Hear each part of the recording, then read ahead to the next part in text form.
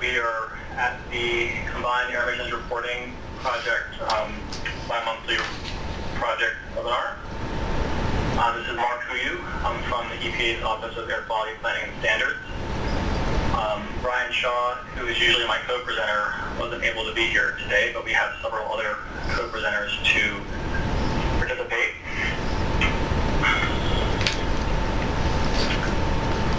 We're going to talk a little bit about some logistics next. All right, thank you everyone for joining. We just have a couple logistics to walk through. So first of all, this webinar is being recorded. The recording will be transcribed and made available online following the call. All attendees' phone lines are muted and in listen-only mode. The question and answer session will be held after the presentations, but you can send in questions in advance during the meeting. So to do that, you can ask a question. You can type in this question box here that I'm pointing at in the control panel.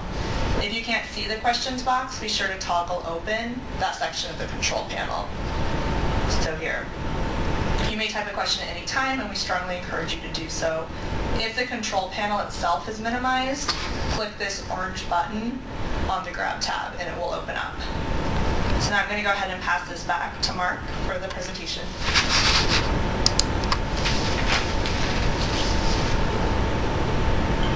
Okay, thank you. The topics for today include a bit of background on e-enterprise and CAER goals.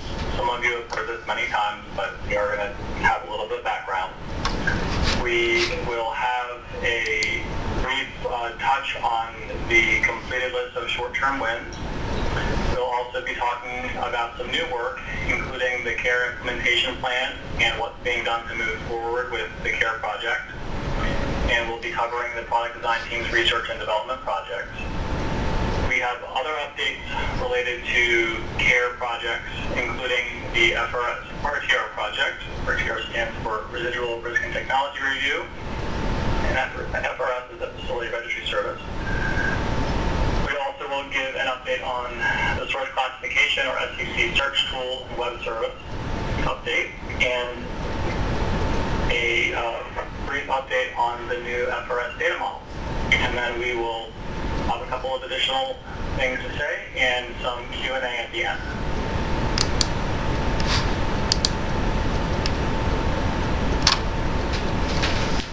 We like to do polls in these webinars to kind of understand our audience. We're asking what type of organization you are associated with.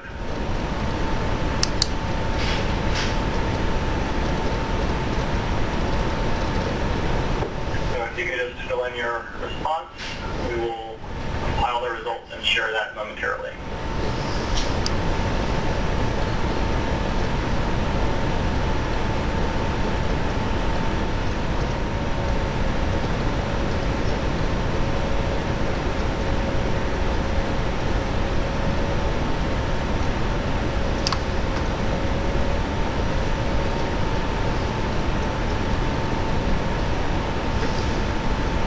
Most of the votes in. We'll give it just a couple more seconds for the rest of you.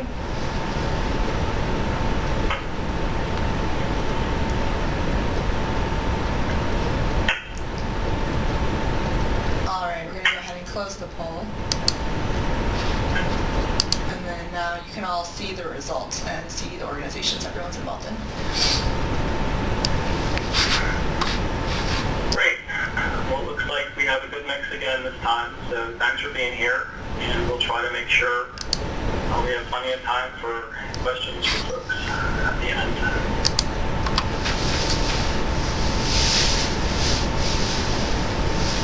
So in case this is your first time at one of our briefings or webinars, I wanted to say a little bit about e-enterprise.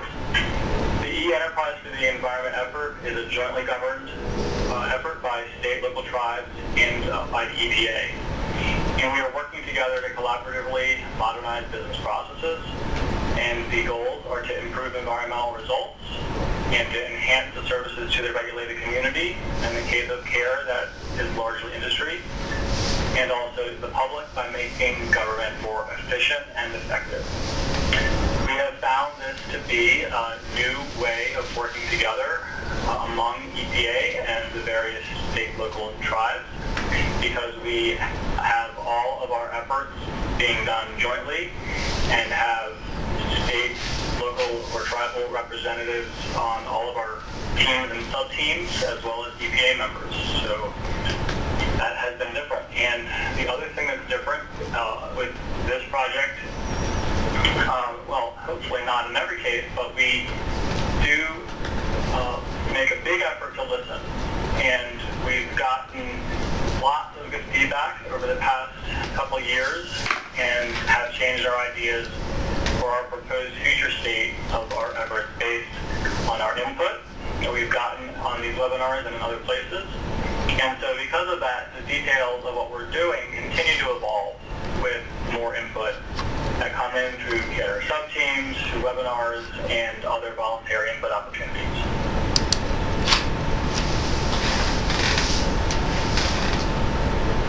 The goals of CAER are to reduce industry burden for point source reporting, to improve the timeliness and the transparency of the data, to ensure consistent information across air emissions programs, whether that's across EPA and state local travel programs or across EPA programs where those programs share information, to improve data quality, and to improve the accessibility and usability of the data.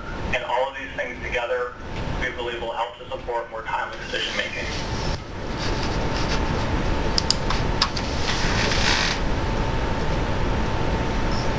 So after the CAER scoping project, which was completed about a year ago, or more than a year ago, we then started on our short-term win projects, and these 5 projects have been completed this year. That includes the CAER implementation plan. There has also previously, we've described on the webinars, the improvements to the WebFire search capabilities for emission factors and the features for a more consolidated capability in terms of export of industry test data that comes into WebFire. We also completed a data dictionary and harmonization project where we are looking across the various emissions reporting programs at data elements and code tables, trying to understand where we're going to need to harmonize them in the future. And we have developed a web-based service for source classification code, both to communicate between data systems, as well as a search feature that's now been released that we'll talk some more about today. And we successfully identified, and we didn't completely eliminate, but in some cases did eliminate some of the root causes of EPA augmentation for the NEI, which improved the 2014 NEI's data quality and reduced the amount of augmentation we had to do of state data and added some transparency as well.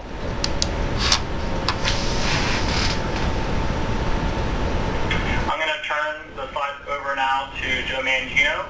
He is one of the co-chairs of the product design team and will walk us through the next 5 or so slides. Thanks, Mark. So we're looking at the slide on CAER implementation plan.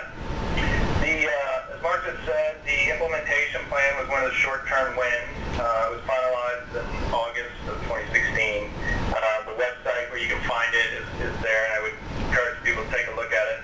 So the plan really tries to take us into the next phase of the CAER project, expanding out to the next phases, the next incremental steps to move and advance the necessary ingredients, if you think of it that way, to getting to the proposed future state, which, as we've discussed in previous webinars, there's a lot of pieces involved to support that and get things into place. So the content of the plan include this expanded view of the proposed future state, really gets into kind of how the things would work, what aspects of emissions and facility data would need to come together in terms of achieving a truly kind of shared emission data reporting platform and system.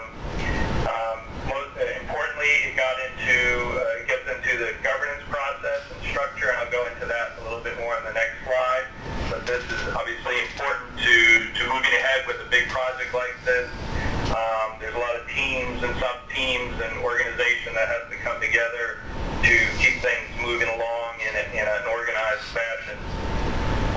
The other thing the plan content included was an initial priority list of what we'll be calling research and development activities. There was the team that developed the plan consisted of both state, local, tribal representatives and EPA programs. So there was a lot of thought put behind the context of what is the priority items and supporting activities that we need to investigate to start to put together those ingredients and pieces to support the CAER vision. So there was a lot of discussion around that, and they cover pretty much what you can think of research and development activities and also prototyping activities, which are more, if you think of it in terms of the IT, the data field, data elements, things related to the mechanism and functionality of the system. And the research and development being a lot of the supporting information, business rules, regulatory needs, requirements, what the program needs to see happen and things that need to be included. Also, the plan gets into how to manage the next phase of the implementation, particularly paying attention to constraints, whether they be regulatory, resource constraints, needs that will be coming into play, that are going to have to be addressed, recognized, and determine how to move forward when meeting those types of constraints. And then also there's an initial take at defining success metrics and measuring progress and milestones for moving forward. So the plan is a great start to get us thinking and organized and moving ahead in the right direction. On the next slide, please. The CAER governance structure. So one of the big pieces of organization on the implementation plan is the development of a product development team, PDT, and you'll hear that term used a lot going forward. The product design team. And the product design team is consisting of approximately 12 members of state, local, tribal programs and EPA programs. And their starting point, you can see on this diagram here, is the initial priority list that was developed in the implementation plan. The priority list gives kind of general subject areas. It doesn't get into specific, projects in terms of, really identifying elements of a project, and not like you would think of in a project in terms of a scope and an initial work plan. They just kind of define priority areas, really. So the focus of the PDT then is to go from that priority list and turn that into actual projects that move the ball along for the CAER, moving the ball along for the CAER vision, and developing these projects in a prioritized and successive and iterative set so that we can begin to compile the necessary information and data to support moving ahead with the CAER project. And the R&D teams then are smaller teams, and I'll talk a little bit more about how they work in the next couple of slides. But the basic idea here is that you have kind of a product design team that's then overseeing a number of projects that will be ongoing and helping to define the boundaries of those projects and making sure they match up with the objectives of the CAER user. And one thing I wanted to mention here, and this happened in the implementation plan as well as everything we're doing on PDT, is although there aren't industry reps on the teams, by definition of how this is set up, the CAER project is formally set up, every participant in the team, I can tell you, always has the understanding of what their clients and clients in terms of industry reporters, industry needs, what they've been saying, and this communication of that aspect of it in terms of feedback has occurred, I can tell you, from the implementation planning to the way we approach the project. And so I just want to make sure that people recognize that thought process in terms of burden not only to the programs but to the industries that are participating in these reporting programs. So I'll go to the next slide.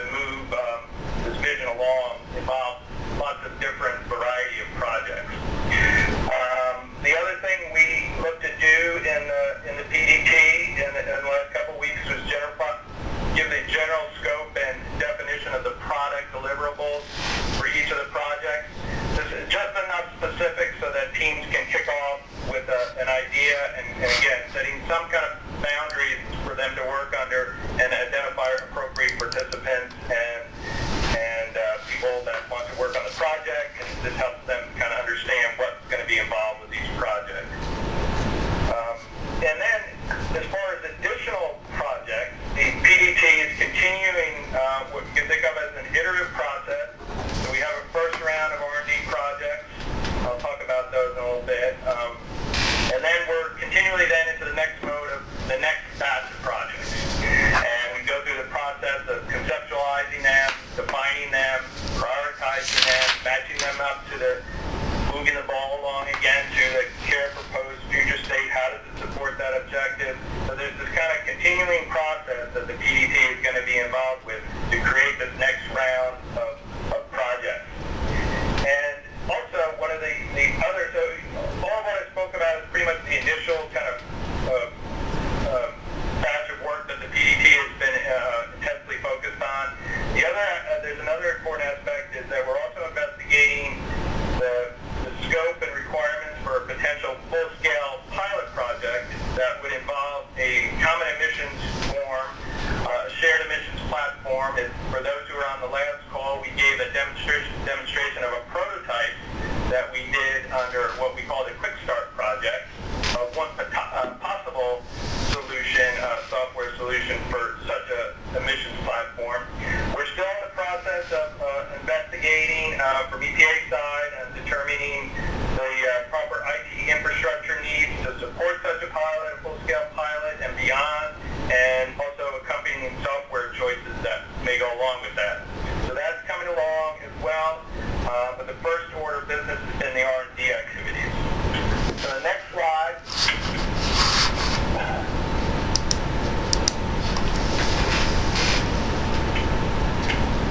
The research and development teams, they've been formed around each of the projects that are identified in the PDT. As I mentioned, they're there to, the purpose is to accomplish a discrete piece of work over a relatively short period of time, 3 to 5 months. They're addressing a very specific problem that we've identified on the PDT, and involving a relatively small number of people as well. We conceive of an ideal set of about 3 to 5 members in order that you can have a very focused group and move a product along in that period of time. The form and function of how each team works is left to them to establish. We give them some guidelines and initial steps to help get it started, and like I said, frame the boundaries, but then from there, the individual teams can work out their own specific steps. And they report regularly to the PDT.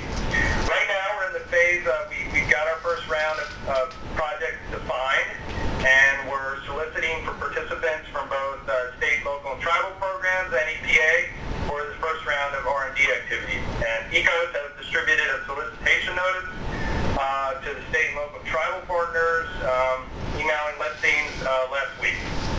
And we expect the first round of R&D projects to begin in early 2017 after the teams have formed. Next slide, please.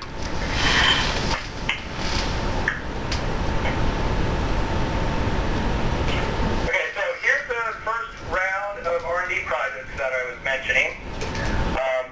And there's I just want to go through these, but there's a more detailed list of the descriptions that we're going to post on the CAER public website that will be listed at the end of the slides in case anybody wants more detailed information on these. If they're not posted yet, it will be in the next couple of weeks.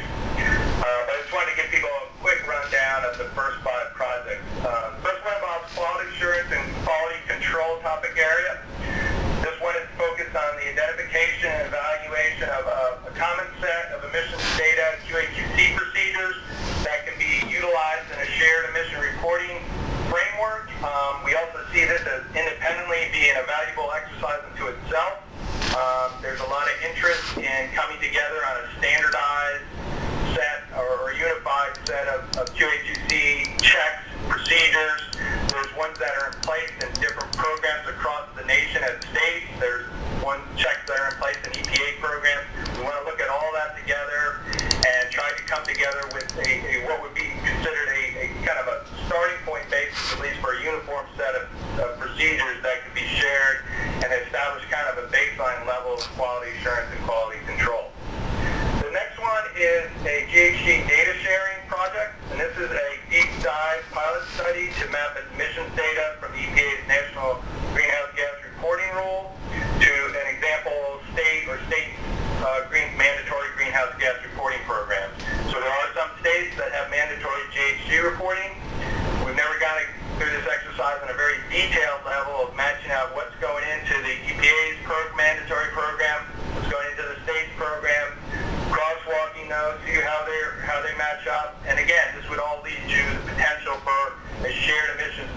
platform where you can see greenhouse gas data moving to both programs, obviously at the same time, or at least the same set of data for the same components.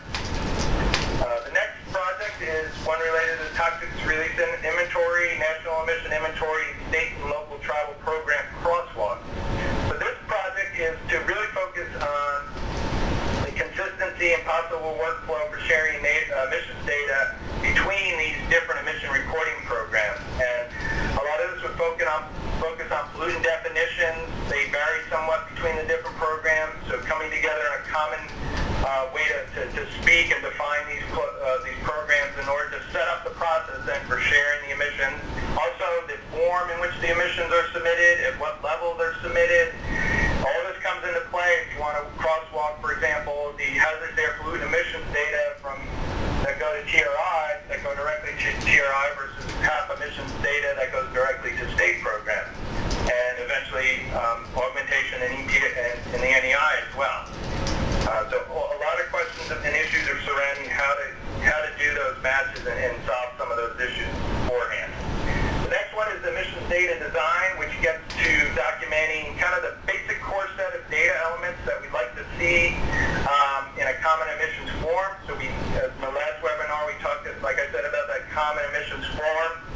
So this would be looking at kind of a standard starting point set. If you were to think of it as like if somebody basically wanted to adopt the common emissions form, the CAER vision, if you think of it that way, of a shared platform of entry, this would set up like what are the kind of the minimum data elements that would exist in that. And this will be based a lot on looking at what goes into the national emission inventory, what goes in kind of the basic submission requirements that the states have, and coming together with a core data element list.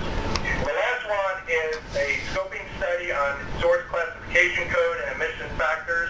There's a lot of issues that have been noticed with SCCs and the use of the emission factors over the years. So part of this is to identify the problems and solutions with both accessing SCCs, getting new SCCs, how to use SCCs in combination with data that's listed in WebFire, which is essentially an emission factor database that exists at EPA's offices, and to be able to access this data in an easy way, to match it up, to meet the needs of both the state programs, the NEI, NATA, which is National Air Toxics Assessment, and CEDRI, which is the electronic reporting requirements under the emissions standards program at EPA. So a lot of data coming in. There's a lot of ways that you need to have proper definitions and alignment and access and ways to easily search and utilize these tools. And so this is going to really look at a compilation of those issues as a first phase and working towards solutions. And one of those solutions that will help will be, as a starting point, will be the SEC search tool that we'll talk about later on in this presentation. And that's all I had right now for the CAER and the PDT. And at this point, I'll turn it over back to Mark for the FRS RTR update. Great, thanks, Joe.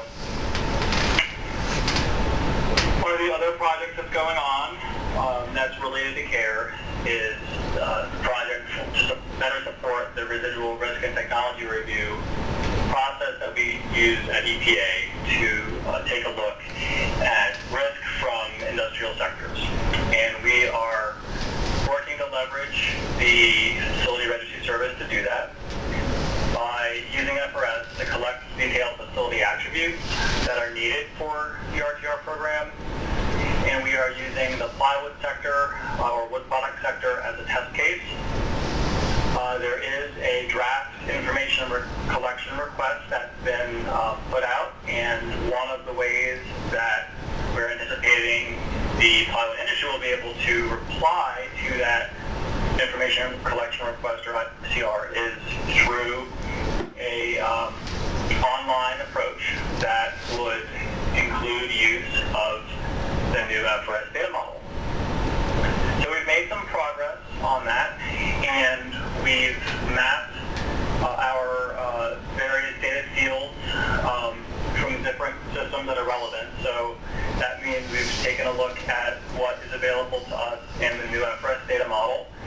and that all the various data elements that are there, we've mapped that to the spreadsheet template draft that's been proposed for the plywood ICR, and also to historical RTR data that we have on hand that we would like to load and make available, and then also to the emission inventory system data fields, or EIS, that we use to develop a national emissions inventory.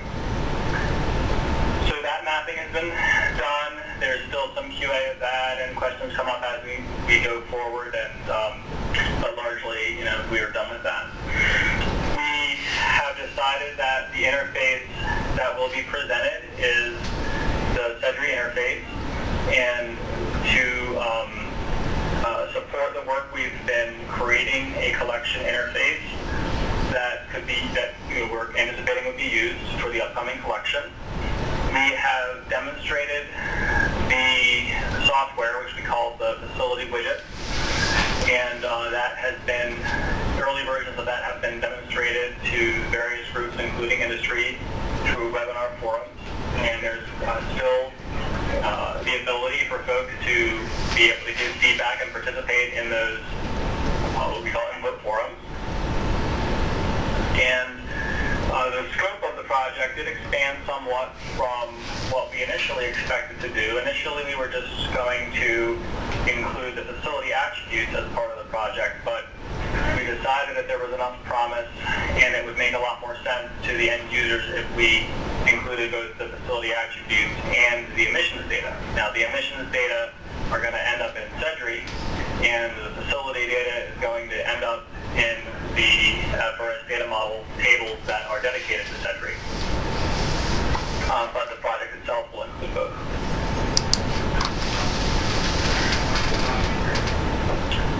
Try to give you a better picture of what it is we're talking about here. If we take a look at the left-hand side, where industry is being asked to provide data about their facilities, we have a couple of different flows coming from industry.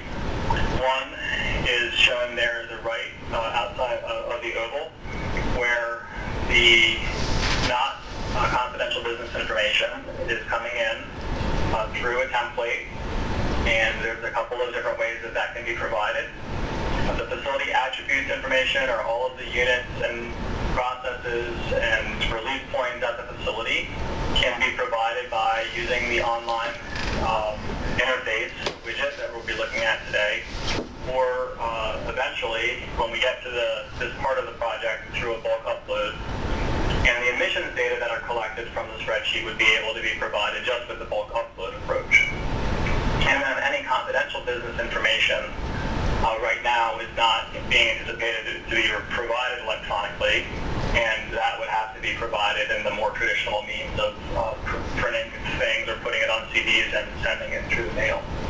And then for what is electronically submitted, that information goes to CEDRI, and that information is synced up between the template and CEDRI, because CEDRI would have the template to then be able to send out to industry to then fill out and submit.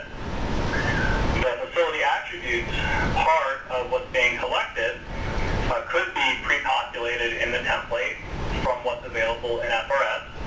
For the sub-facility information, that's largely what's available from the emission inventory system that we use for the NEI. And then once that information is completed and loaded to CEDRI, whether there was pre-population or not, that information would then be available to the rule developers in CEDRI, as shown there on the right. Next slide, please.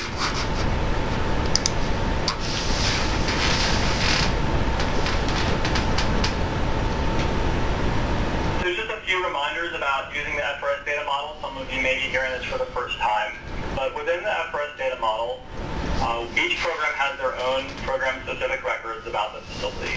And so for this project, that means that the information we're collecting for RTR will be CEDRI-specific records that are stored for CEDRI's use in FRS.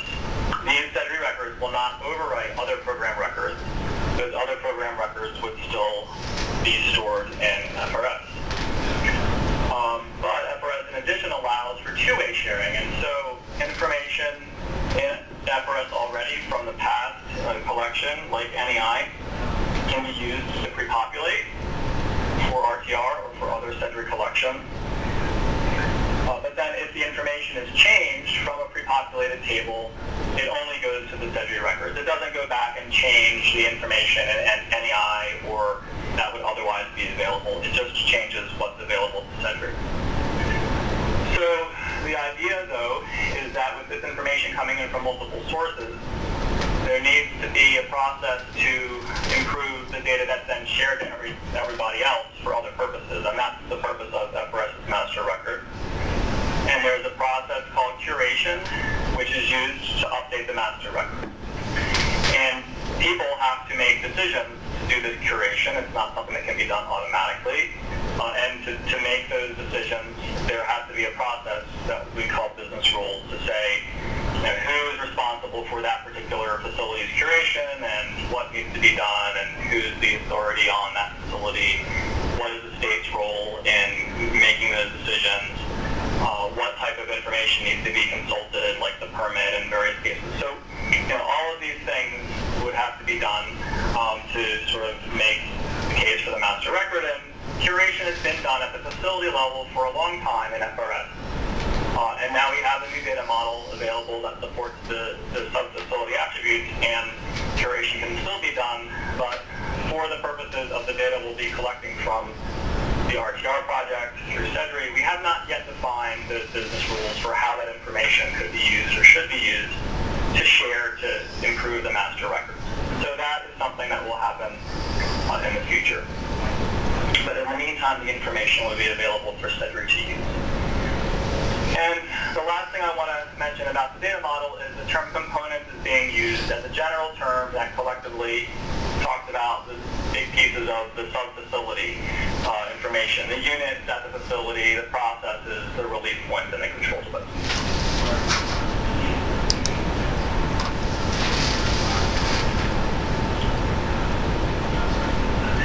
I'm going to show a few screenshots, and I'm not able to show all of the screenshots. We'd be here a lot longer than the time that we have, but I'll be able to show a few, and also summarize other things that we've been able to accomplish in the facility widget.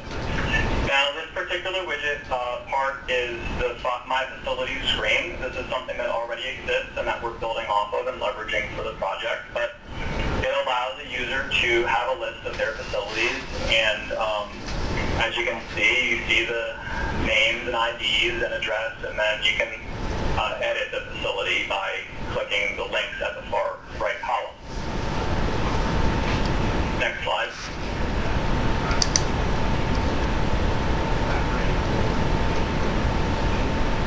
And another way you can look at your list of facilities is with the map view, as shown in this slide.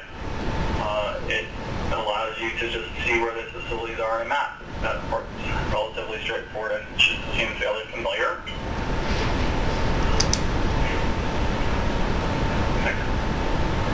Thank you. When you click on a view aspect of the facility, you get to see a lot more about the facility and that particular facility's location. You can see at the left the information that's available, including the coordinates. Other fields that have been included are the operating status change date, which is the responsible agency, meaning which usually that means which state or local agency, could be tribal. In theory as well, mailing address information, and then you see at the bottom there we've created a summary of the sub-facility components, a number of units, processes, release points, and control methods, and that's in addition to what's available with the currently published version of the widget, because that's what we're working on for this project. Next slide.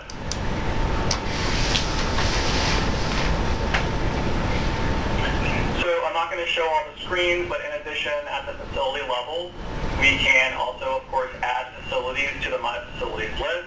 To do that, first the user can search the existing list of FRS data, which is intended to try to reduce the creation of duplicate facilities that FRS already knows about. You also can include include in your search results in map view to help select the correct facility if for some reason seeing it on a map is helpful. And then you can create a new facility from scratch. In addition, edit capabilities exist for all of the facility level information. That includes a feature that you can click and drag the icon on the map to move the location of the facility level map on. And there are a number of automated quality assurance checks that have been built into FRS over the years that are still in use with the new data model. And one of the examples that I've seen is standardization of the address field. So whether street is ST or street or drive is DR or drive, those types of things can be standardized. There is the option to turn off standardization if it's doing something that you don't like. But that's just one example. There's other things like that that are available.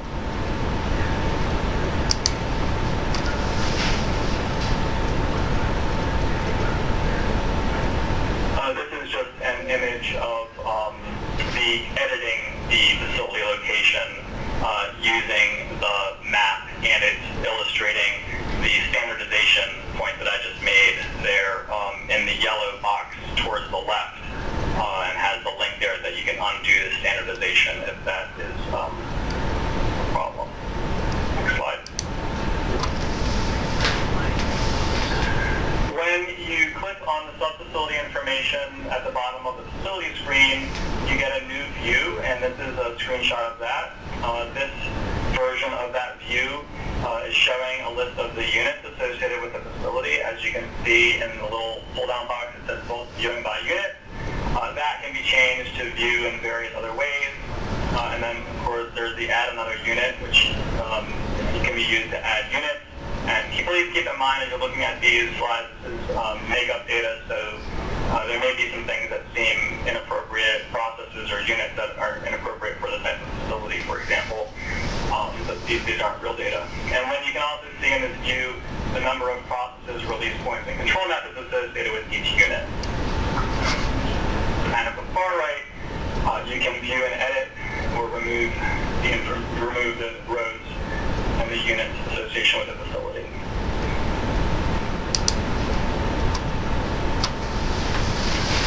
This screen is just showing an example of the pop-up that you would get if you were editing a unit. You see that there's a number of different boxes there that you can select and fill in to update information at the unit level. In this version, all you can see right now related to on this screen for the processes is just the process IDs, which isn't necessarily all that informative. We haven't yet gotten user feedback that something would be more useful, but at some point you may find that people want to see more details there. For now, this is what you see. Next slide.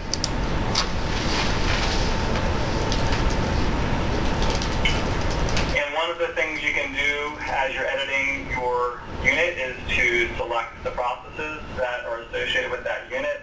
And when you do that, processes that have been defined at the facility pop up, and you can select them. This is showing that. You can also create a new process, and that's being there's a little link for that as you see on the pop-up at the bottom left.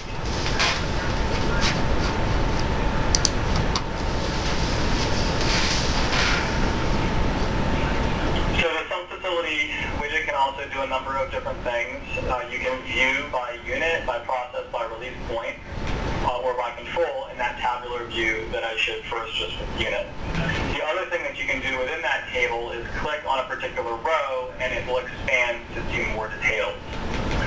You can create new and view and edit new units or existing units. You can create new processes, view them, and edit them.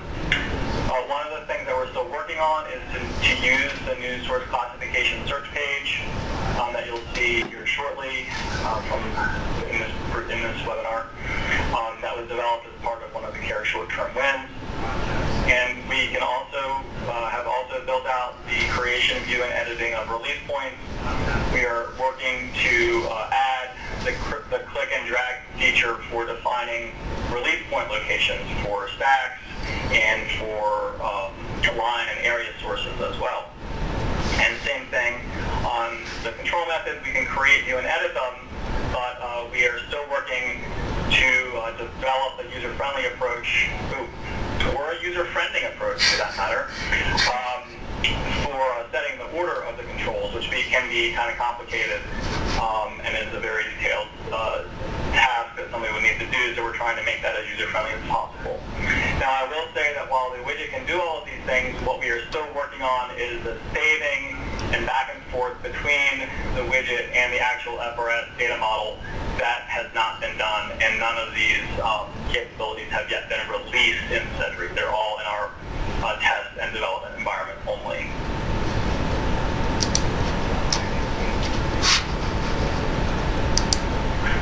So we have a number of next steps. We are working to build out the bulk upload features and continue collecting user input on that, as well as what we've done already.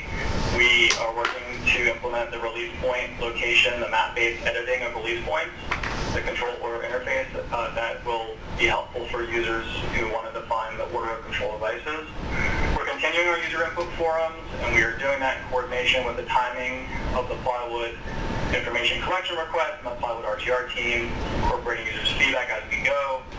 And then lastly, eventually we need to get to the business rules for how do we leverage this information collected from RTR to improve the FRS master data record.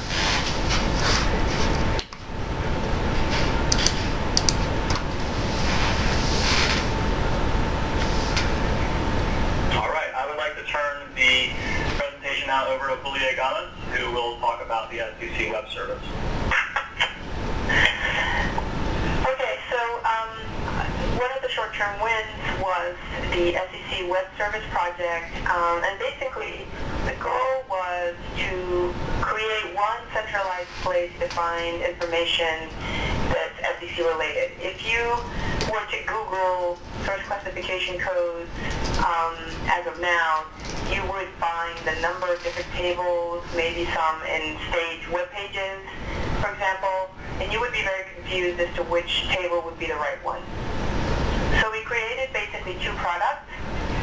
The first is the web service, and what that does is basically if you have a system, a website in your state, for example, you can hook that up to the SEC web service and retrieve the SEC table.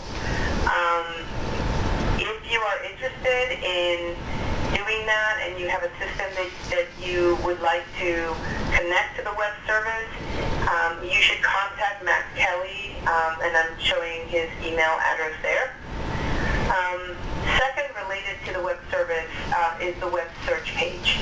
So the web search page retrieves the SEC table from the web service. And in that search page, you will be able to look for SECs.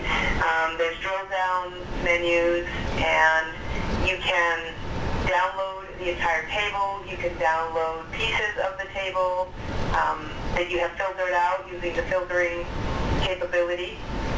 And you'll also be able to find a document that we're calling the Introduction to SECs document that will explain basically how the SEC codes are laid out and some commonly asked questions about their applications. So we encourage you to look at that. We just now got an alias for that. I apologize that it's not on the slides.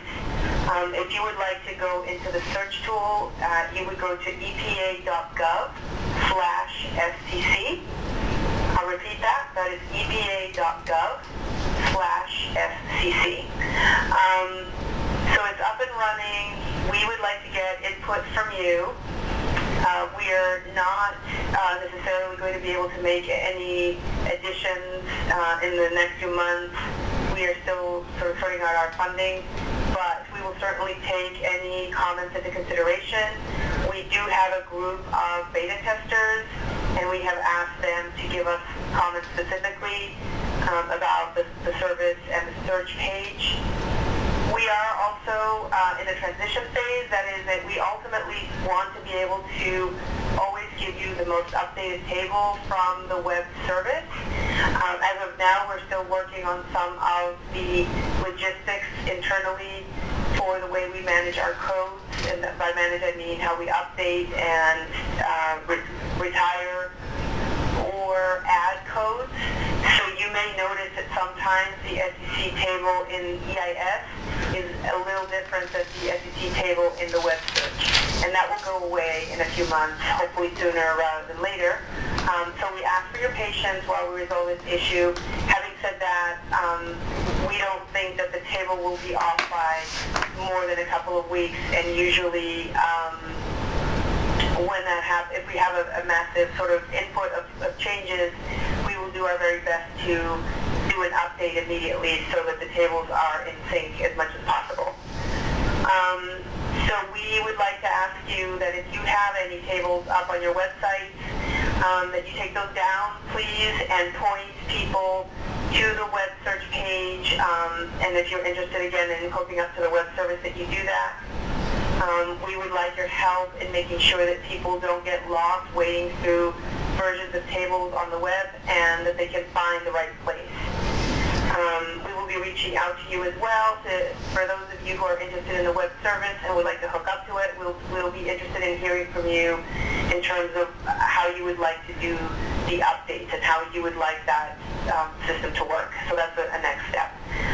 With that, I just want to make sure with Matt Kelly, have I left anything out, Matt? Is there anything else you should say? No, I think you covered it really well. Okay. All right. Next slide. Okay, so I think that is my call here. So this is Matt Kelly. I'm a project manager with the Facility Registry Service. And you heard Mark and Joe and Julia all kind of allude to the new facility data model. So I'll just be taking a couple minutes to update you on some activities that relate to that project. So back in about 2014, FRS program recognized a number of tasks to modify the database to better handle e-enterprise's needs. And so a lot of it involves better association of a facility with organizations and contacts, as well as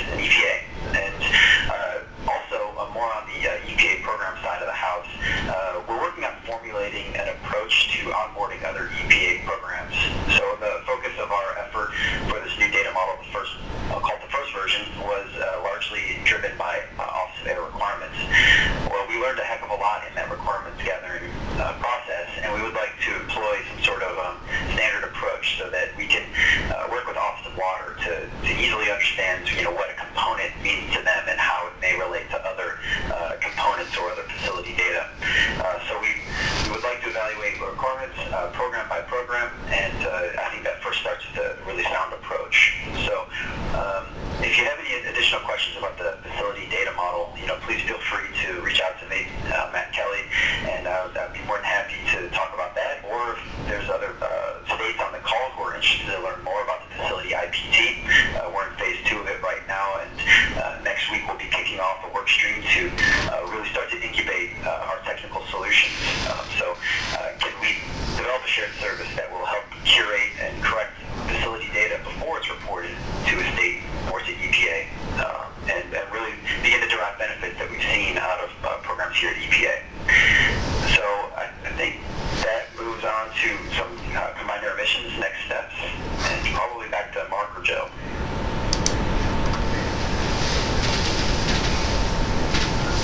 Thanks, Matt.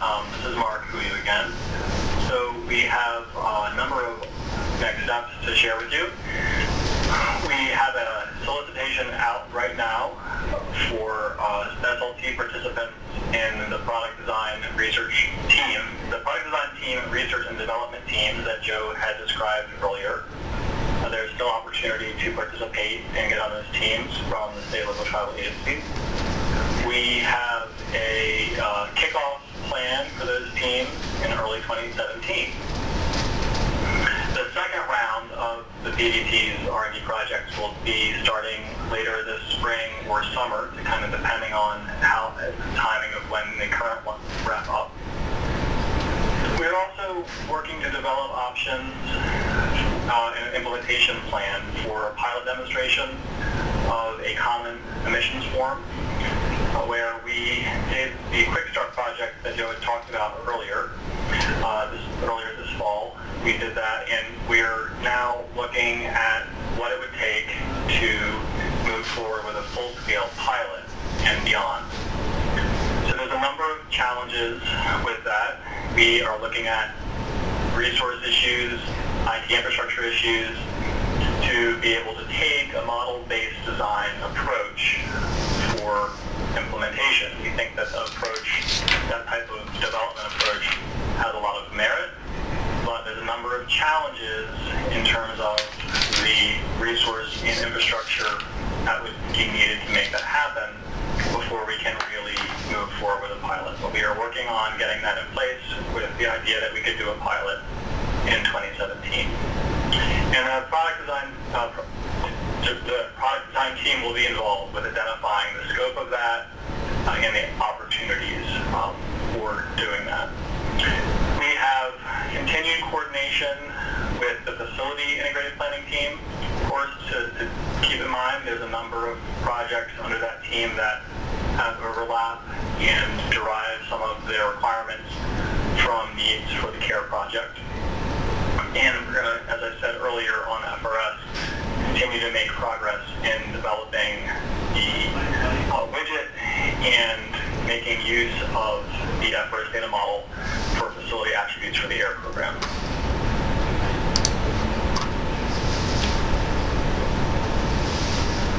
There are still a lot of opportunities to get involved and provide input. In addition to the product design team, there is the facility planning team, and the contact people for that are listed under the first bullet.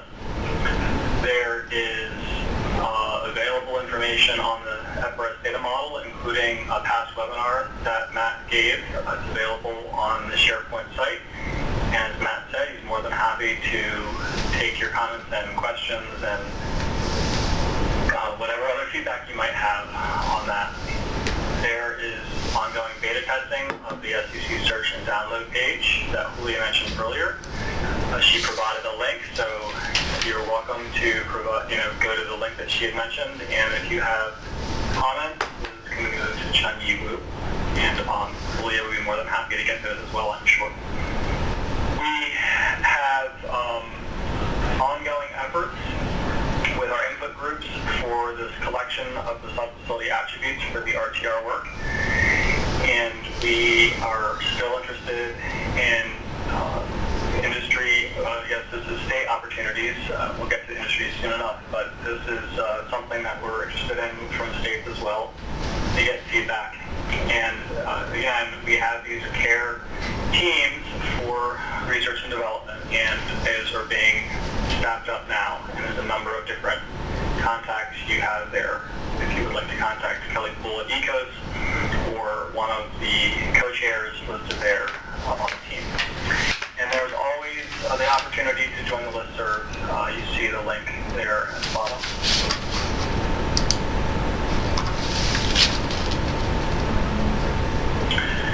We really want user stories from industry. CAER, as I said in the very beginning, is about trying to improve our efficiency and provide benefit to the regulated industry in terms of making their requirements and their meeting those requirements more efficient.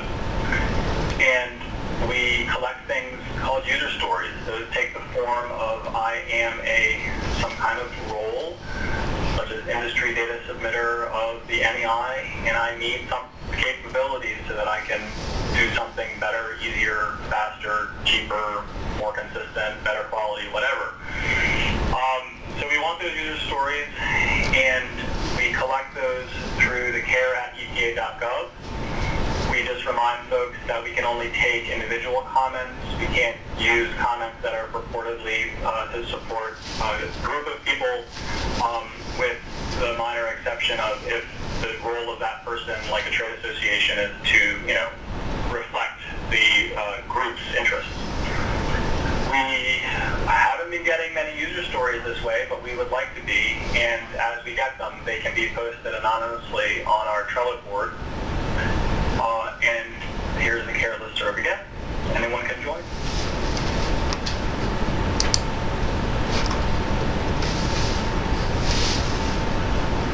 So if you have other questions, we're going to have our Q&A session here shortly. There's more information available on our new website listed there, and I guess you can get to the CAER specific part of that through that link.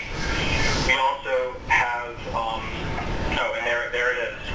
The CAER specific part is there at the bottom. That's where we've posted our frequently asked questions and follow-up questions from past webinars and the webinar recording, as well as other materials are available there.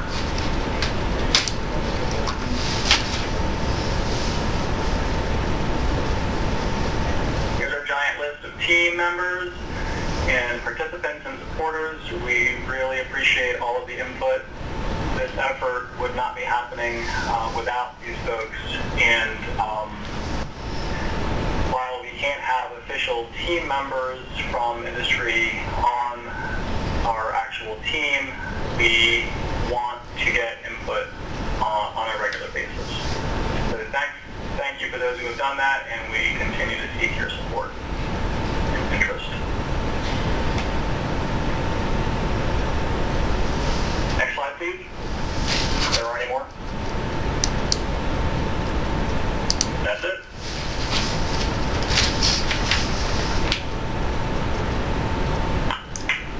All right, thank you, Mark. Okay, so I think that, Go ahead. yeah, you're welcome. So you can do the call for questions if you'd like. Yeah, so we can go ahead and move into the question and answer session. For those of you that do have questions that have not already entered them, please go ahead and submit your questions in the question box now, and then we can get to those. Once again, that's in the control panel section. If we're unable to get to your question now, we'll be sure to send you an answer following the webinar via email. So I'll go ahead and move to the first question we've received. And that is, where can attendees find the items, such as the data dictionary and the SCC service, listed as completed short-term wins? Okay, so the SCC service, we gave the webinar, the search page URL. Does that also have a link to the web service instructions? Matt? I'm sorry about that. I had somebody visiting me here. Can you please repeat the question?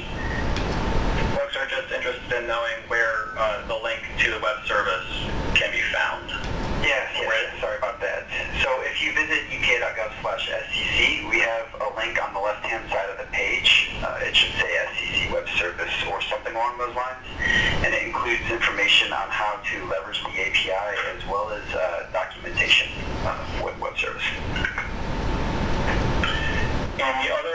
results are on the CAER website that we've listed previously. If there's something that you think should be posted that you don't see there, then you would just send a request for something to be added or sent to you at the care@epa.gov email address.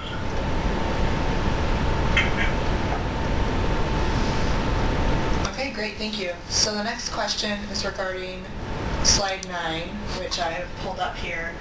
And the question is, how will state, local and tribes not directly involved in the 3 to 5 people teams comment on any products prior to adoption or further development that relies upon these products? Yeah, okay, I'll take that one, Mark.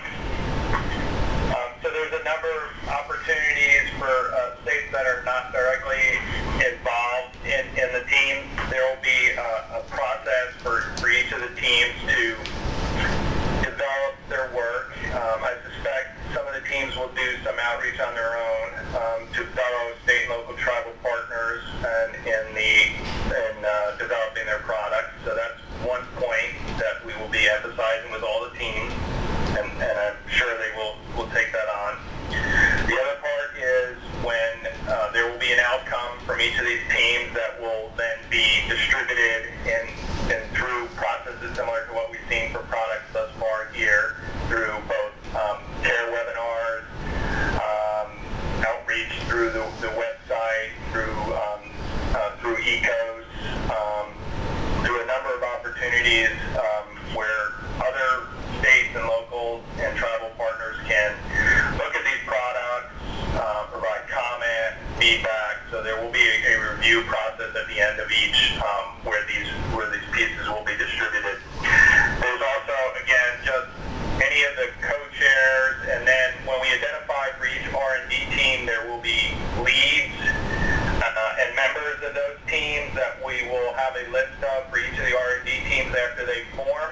And so at one of our upcoming webinars, we will, and through the website, we will show the team members and then state, local tribal partners wishing to maybe provide input or feedback after they read the project description, can contact those R&D team members directly for whatever project that they're specifically interested on submitting some feedback or items that might be of interest to the team as they're preparing their products.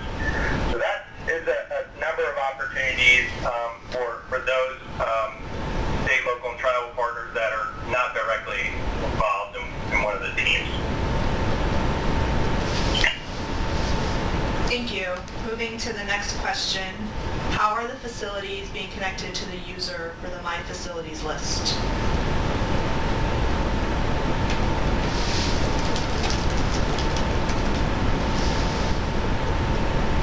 I think it would be best if you have an answer for that, if you could answer.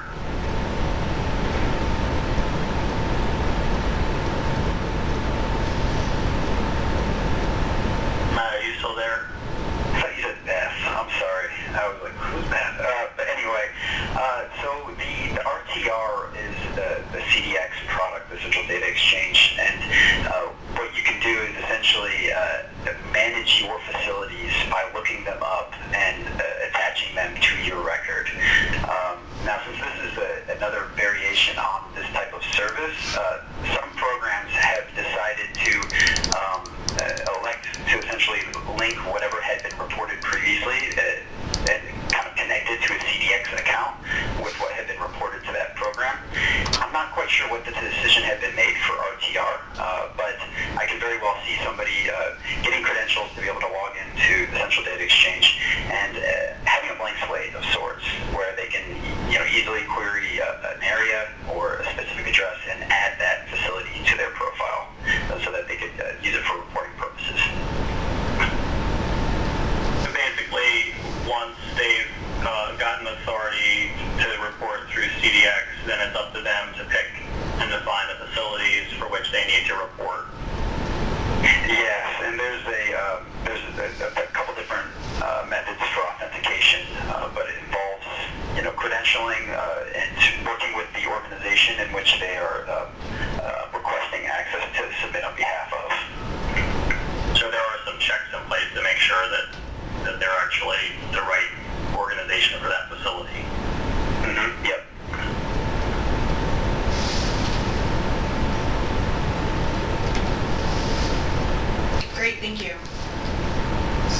question is, at what point do you believe you'll be able to release documentation on the RTR technology once testing is completed?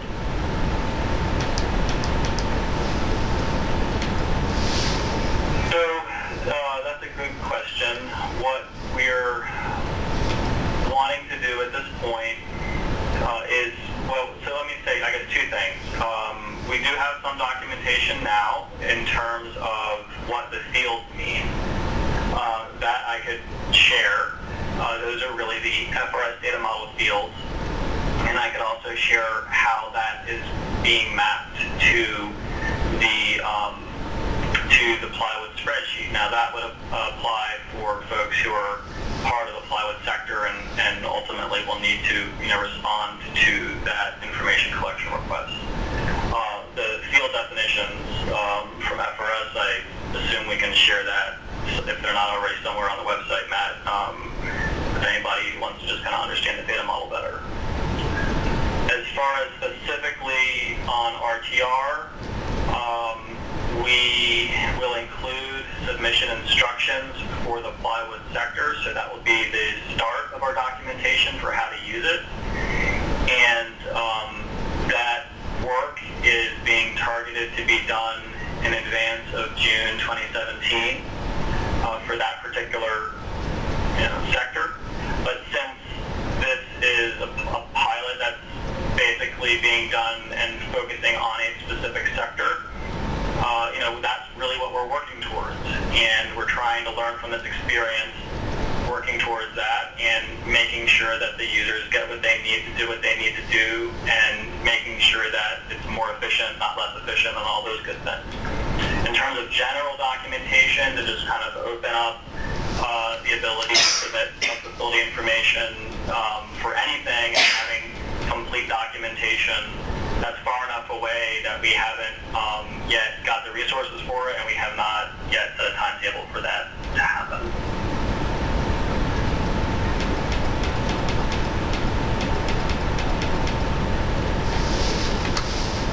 Okay, thank you.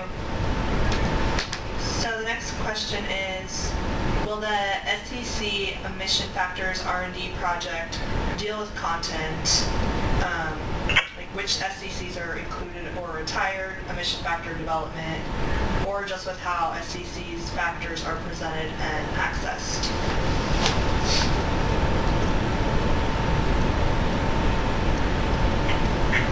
Yeah, so for the SEC emission factor R&D project, the concept for this project and the driver is pretty much a broad scope and a survey of the issues and problems related to the use of the SCCs in inventory development, the use of SCCs in terms of matching with available emission factor tools, and also the other connection going back from matching available emission factors, for example, out of wet fire, with the processes as defined by SCCs.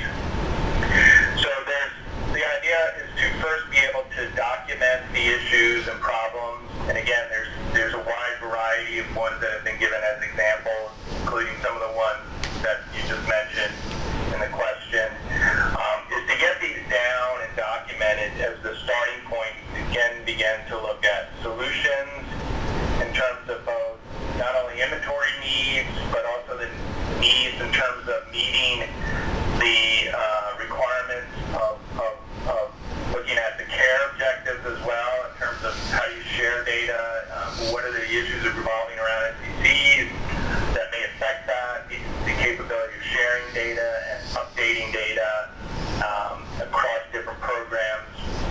So the best way to think of it is kind of the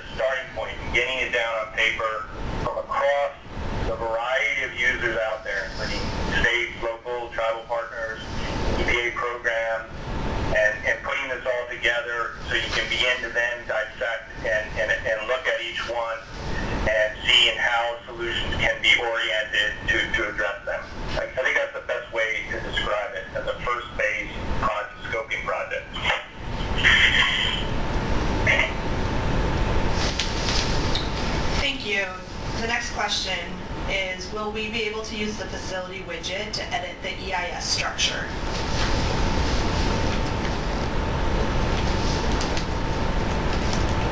I'm going to have to make an assumption here because the EIS data structure is mapped, if we're talking about a database structure, is not something that can be edited by the widget. But if we're talking about using it to edit the structure of the facility, I guess is what's is meant by the question.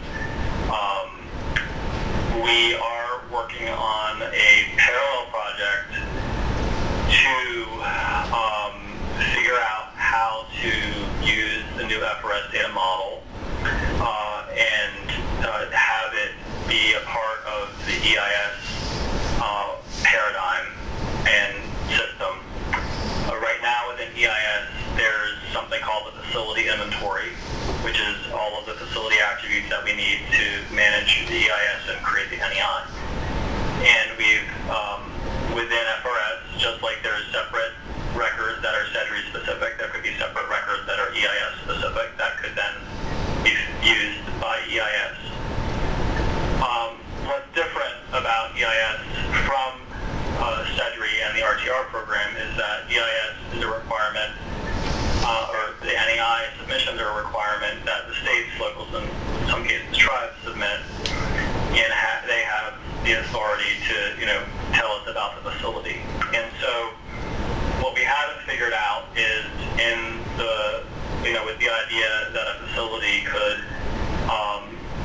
tell us about their facility directly, how would that work? And if ideally the state and the facility and EPA would all be sharing the same facility attributes, and that's where we want to get to. And so ultimately I think the answer to your question is yes, there would be a way to do that, but we're not just going to connect it all up and hope everything works out. We need to figure out how that would actually make sense. We have to make sure that we can handle the various versions of the facility that we know exist, and that includes the grouping of units or the grouping of processes in a state case, in some cases because of how that facility has been permitted.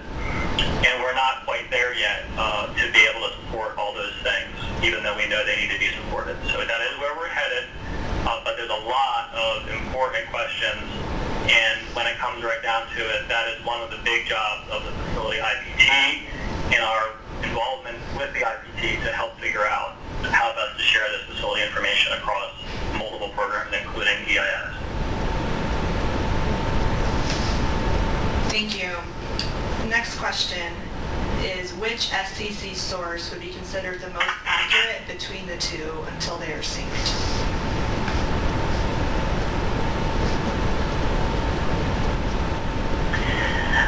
The EIS table would be the most accurate for the moment. Having said that, like I said, we don't foresee them being incredibly different. If we have to upload, 20 new SDCs, we will ask for an update of the web service immediately. Okay.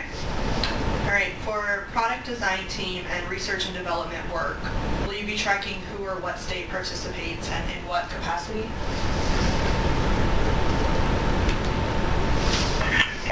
Certainly, we'll have, like I said in the previous answer, is each team will consist of state and local tribal partners as well as EPA program staff, and all those staff will be identified for each project, and we'll have a historical record of all the team members throughout the course of not only the first round but all the successive rounds of projects.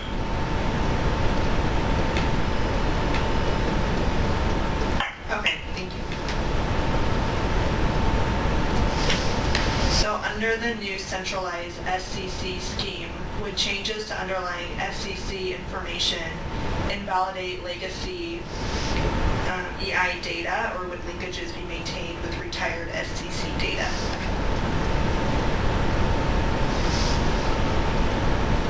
Mark, do you want to take that one? I don't think I followed the question entirely. Can you just read it again? I'll see if I can catch it. Sure. Under the new centralized SCC scheme, would changes to underlying SCC information invalidate legacy EI data, or would linkages be maintained with retired SCC data? Okay. So our practices in terms of maintaining SCCs in that regard are not expected to change. So we wouldn't change the meaning of an SCC that's already been created. Our current practice is if a SCC is no longer appropriate or useful for some reason and needs to be retired, then it gets retired by adding a last inventory year to the SCC table, and that way that SCC definition description is available for historical inventories without changing the meaning of those inventories. And then different SCCs are added to, for that process if needed, or for, not the exact same process, or we wouldn't be making a change. But if more detailed processes are needed, or if there's a different process that's, basically replaced something that no longer is used in a given industry, then a different SCC would be added. So I think the latter example where we would maintain the historical SCCs is a better response. Okay, thank you. So the next one is in regards to the product design team and research and development team evaluating the exchange of greenhouse gas emissions data from EPA to states. Will the team be exploring the existing constraints of downloading oil and gas greenhouse gas emissions data in a meaningful manner? This relates to the current reporting rule, 40 CFR Part 98 Subpart W, which requires emissions to be reported at the basin level, which is problematic as basins often overlap state boundaries. That's an excellent question, and it's certainly going to be one of the topic areas that the team will be looking at. Is certainly there's going to be some sectors that are going to create much more complications than others. And the example sector I think that you just referred to there is one where there may be incompatibilities the way data is reported, at what level, what process at the EPA program, or traditionally what would be in a state program. So I think the tactic is they're going to target some sectors that particularly would raise these types of challenges, and then looking at how would you potentially address that in terms of an emission sharing platform. So and that's an excellent example sector, and certainly share that with the team as they start off and for consideration. Thank you. So we have one last question. And it says, it seems that WebFire has multiple factors for the same SCC with various quality aspects and control. It would be nice to have one factor, the best quality, and control applied separately. Is the SCC web service project aiming to reduce the number of emission factors for a given SCC? So this is Julia. So what we presented today in terms of the web service and the web search, that just has to do with availability of the SCCs themselves, being able to find them, do searches, and retrieve them. The WebFire issue and the emissions factors, that would be the upcoming project. So that doesn't have anything to do with what we've done so far. So that's something that we would look into to figure out. Go ahead, Mark. Oh, I was just going to say, I think that the question sort of alluded to a suggested problem, or potential problem for some user, and so that's the type of information that team actually is expected to collect and understand and document. That's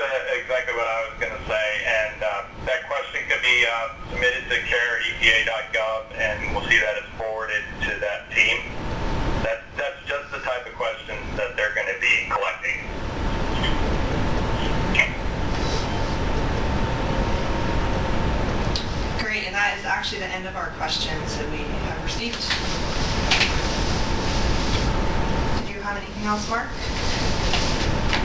No, thanks again for being here. Thanks for having just enough questions to make this a 1 hour and a half call. That was much appreciated. And as was said earlier in the call, we'll get this recording out as soon as we can and get the documentation on the Q&A written out as well. Usually we had some extra questions we had to respond to, but this time we were able to cover them all, so thanks again. All right, thank you everyone. We'll be posting the slides and we'll email you out when everything's been posted. If you think of any additional questions, feel free to email any of us and we'll send you a response. Thank you so much.